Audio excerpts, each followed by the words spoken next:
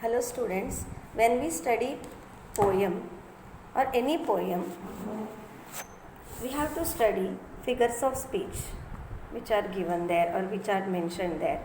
It's our skill to identify the figures of speech.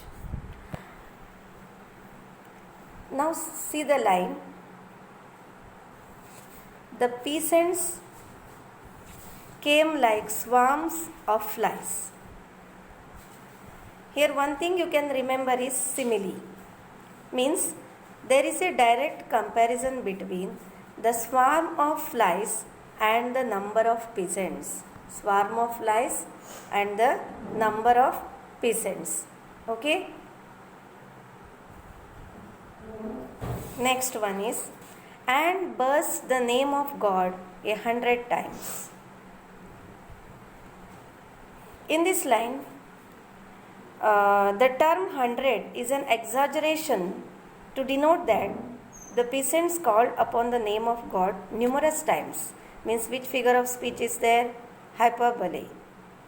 And another one, onomatopoeia, means the word burst denotes a whispering sound caused by the many peasants who had come to see the poet's mother. And next one, see the line, to paralyze the evil one. Here, an indirect comparison has been made between the scorpion and an evil creature. So here, metaphor is there. And next one is, with candles and with lanterns. With candles and lanterns.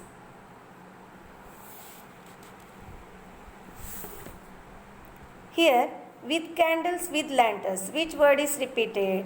Here, with is repeated. It's very easy. It is repetition. And see the line. They searched for him. He was not found. Here, him, he was not found. Here, H sound has been repeated, and also F sound, for and found. H sound also has been repeated. And you can also see tautology. What do you mean by tautology? That he and him in the line refers to the same scorpion, means which gives same meaning.